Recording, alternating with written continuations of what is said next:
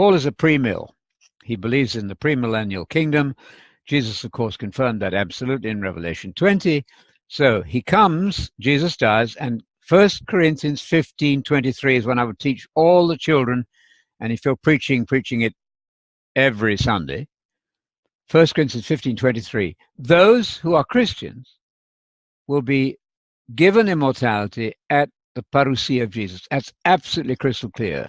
It's the same as the end of the age. In the question of the disciples, what will be the sign of your coming in Matthew 24, verse 3? What will be the sign of your coming in the end of the age, your parousia and end of the age? That's one idea. If you want to be technical, one article combines those two events. If only people would simply stick with that. The parousia is the resurrection of the faithful. Is Daniel 12, verse 2? That's easy. We must get hold of the meaning of these basic terms. If you're listening to a lecture on the USA and you think it's about the United Stamp Association, you're not going to get far. The problem with most people is they've not sat down and analyzed the words of the Bible. The gospel is the gospel of the kingdom always. It's the word of the kingdom.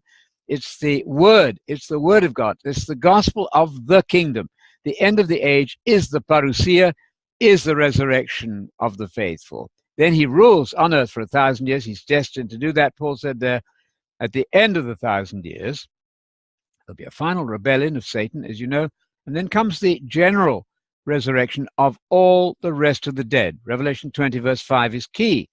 All the rest of the dead did not get resurrected at the parousia, which is 1 Corinthians 15:23 I just mentioned. All the rest then will come alive and they'll be judged on a different basis. Many of them have never heard of Jesus. So their judgment has to be based on what they reasonably could know. That's Romans 2 and the wider hope, if you like. People who've never heard of Jesus and many others can only be assessed and judged on what they could reasonably have known. That's where Jesus, you know, in John 15 says, if I had not come and told you, then you wouldn't be guilty. So as we are exposed to truth by whatever means God chooses to reveal it to us, then we become responsible for what we are hearing. To whom much is given, much is expected. That's entirely fair judgment and justice, I think we'd all agree.